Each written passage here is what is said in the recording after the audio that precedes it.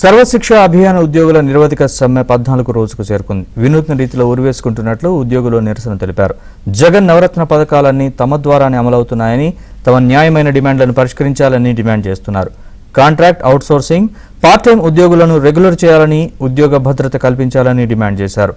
సమాన పనికి సమాన వేతనం ఇవ్వాలని డిమాండ్ చేస్తున్న సర్వశిక్ష అభియాన్ ఉద్యోగులతో మా ప్రతినిధి లీలా మరింత సమాచారం అందిస్తారు.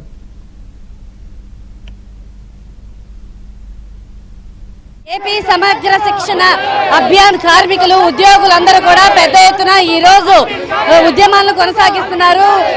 చూడొచ్చు వాళ్ళు 14 రోజులుగా కూడా ఏపీ ఎస్ఎస్ఏ వారందరూ కూడా ధర్నా చేస్తున్నారు. వినూత్నంగా మెల్లకి ఉరివేసుకుంటూ కూడా వారికి సమాన పనికి సమాన వేతనం ఇవ్వాలి అంటూ కూడా వీళ్ళందరూ కూడా పెద్ద ఎత్తున నినాదాలు చేస్తూ సమ్మె కొనసాగిస్తున్నారు. అయితే చూడొచ్చు వీరు వినూత్నంగా ఏ రకంగా సమ్మె కొనసాగిస్తున్నారు అనేది వారిని అడిగి తెలుసుకుందాం. చెప్పండి మేడం, మీ ప్రధానమైనటువంటి డిమాండ్స్ ఏంటి? అంటే ఉరేసుకొని ఏ రకంగా మీ డిమాండ్లు చెప్తున్నారు? మరి మా న్యాయమైన డిమాండ్లు చేర్చకపోతే, మాకు నెల నెల జీతాలు ఇవ్వకపోతే మా పరిస్థితి ఇదే కదా మేడం. అందుకని మేము ఈ విధంగా గవర్నమెంట్కి నిరసన తెలియజేస్తున్నామండి. మరి గౌరవనీయ ముఖ్యమంత్రి గారు పాదయాత్రలో 2014 ముందున్న వాళ్ళందరినీ రెగ్యులర్ చేస్తూ ఉన్నారు. దాన్ని 2014 తర్వాత ముందు ఉన్న వాళ్ళు అని చెప్పారు. మేమందరం అంతకుముందు జాయిన్ అయిన వాళ్ళమేనండి. 2005 నుంచి 2014లో ఎస్ఎస్ఏ విభాగం ఉద్యోగులందరూ ఉన్నారండి. మరి మాకెందుకని రెగ్యులర్ చేయరు? మేము అడుగుతుంటే ప్రాజెక్ట్ అంటున్నారండి.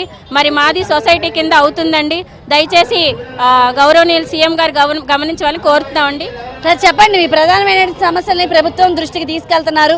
గత 14 రోజులుగా నిరావధిక సమ్మె కొనసాగిస్తున్నారు. అయినా ప్రభుత్వంలో చలనం లేదు. ఇంతవరకు కూడా మీ సమస్యలు వారు పట్టించుకోలేదు. ఎలా చూడాలి ప్రభుత్వ వైఖరిని? మా యొక్క సమస్యలకు సంబంధించి మొన్న చర్చలో పిలవడం జరిగింది మేడం. చర్చలో పిలిచే కానీ స్పష్టమైన హామీ, అంటే ఏదైతే రెగ్యులర్ అని అడుగుతున్నా దాని మీద స్పష్టమైన హామీ లేదు. ఎంటీఎస్ ఇస్తామంటున్నారు. ఎంటీఎస్ అయితే మేము కొన్ని కోల్పోవాల్సి వచ్చింది. మా ప్రధాన డిమాండ్ ఏంటంటే సమగ్ర శిక్షలో ఉన్న ఉద్యోగులందరినీ కూడా విదేశాఖలో విలీనం చేసి రెగ్యులర్ చేయాలని చెప్పేసి మేము ప్రధాన డిమాండ్గా పెట్టాం మేడం. అది సాధ్యాసాధ్యాలు పరిశీలిస్తామని చెప్పారు కానీ దానికి స్పష్టమైన హామీ ఇవ్వలేదు. ఆ స్పష్టమైన హామీ ఇచ్చే వరకు కూడా మేము ఈ యొక్క నిరసన కార్యక్రమాన్ని కొనసాగిస్తామని చెప్పేసి సందర్భంగా గౌరవ ముఖ్యమంత్రి గారికి విజ్ఞప్తి చేస్తున్నాం మేడం. అసలు మీ డిమాండ్స్ ఏమేమి ఉన్నాయి? అసలు ఏమేమి డిమాండ్స్ చెప్పదలుచుకున్నారు? మేము గత 15 సంవత్సరాల నుంచి కూడా వివిధ వింగుల్లో సమగ్ర శిక్షలో పనిచేస్తున్నాం మేడం. గౌరవ ముఖ్యమంత్రి గారు పాదయాత్ర చేస్తున్నప్పుడు మేము ఈ యొక్క పాదయాత్రలో మమ్మల్ని ఇలా మేము కాంట్రాక్ట్ పద్ధతిలో చేస్తున్నాం కాబట్టి మమ్మల్ని రెగ్యులర్ చేయమని చెప్పేసి రిప్రజెంటేషన్ ఇవ్వడం మేడం.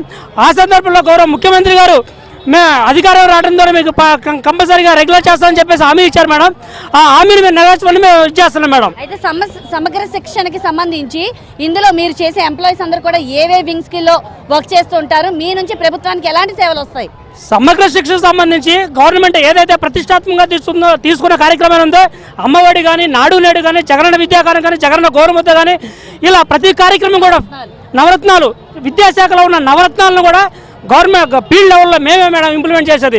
ఆ జగనన్న ఫస్ట్ సంవత్సరం అంటే జగనన్న అమ్మఒడికి సంబంధించి ఫస్ట్ సంవత్సరం ఆ యొక్క విద్యార్థి డేటాను మొత్తం కూడా ఆన్లైన్లో చేసినవి కూడా మా సమగ్ర శిక్ష ఉద్యోగులు మేడం.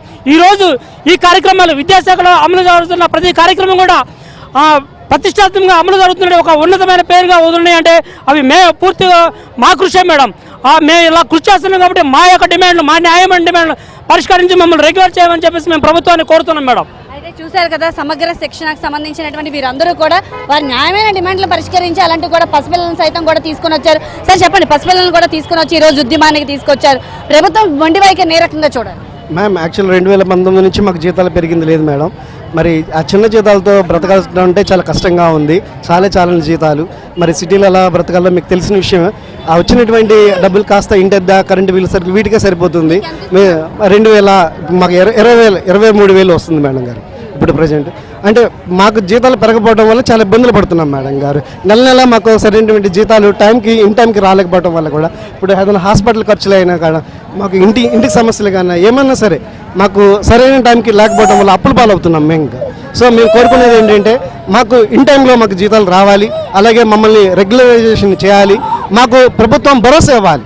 అది మేము మా ముఖ్యమైన డిమాండ్. అలాగే హెచ్ఆర్ పాలసీ కూడా మాకు కల్పించాలని మేము కోరుకుంటున్నాం మేడం. అయితే చూశారు కదా, ఓవరాల్ గా సమగ్ర శిక్షణకు సంబంధించినటువంటి ఎంప్లాయీస్ అందరూ కూడా పెద్ద ఎత్తున ఆందోళనకు దిగుతున్నారు. వారందరూ న్యాయమైన డిమాండ్లను ప్రభుత్వం పరిష్కరించేంత వరకు కూడా తమ సమ్మె వదలబోమని చెప్తున్నారు.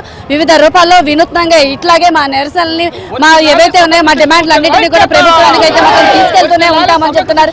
ఏదైతే ఉందో ప్రభుత్వం అధికారంలోకి రాగానే మేము చేస్తామని చెప్పిన హామీ ఇచ్చినటువంటి ప్రభుత్వం ఇప్పటి వరకు కూడా వాళ్ళ న్యాయమైనటువంటి సమస్యలను పరిష్కరించలేదు. ప్రభుత్వానికి సంబంధించిన నవరత్నాలన్నీ కూడా వేరే నుంచి అమలు అవ్వడంతో ఇంత కృషి చేసి ఇంత వర్క్ ని గ్రౌండ్ లెవెల్ లో మేము చేస్తున్నాం, మాకే న్యాయం జరగకపోతే మేమెందుకు ఈ వర్క్ చేస్తామని అయితే కూడా వీళ్ళందరూ పెద్ద ఎత్తున ఆందోళన దిగుతున్నారు. కెమెరా పర్సన్ నాగరాజ్ తో లీలా, ఏబీఎన్ ఆంధ్ర.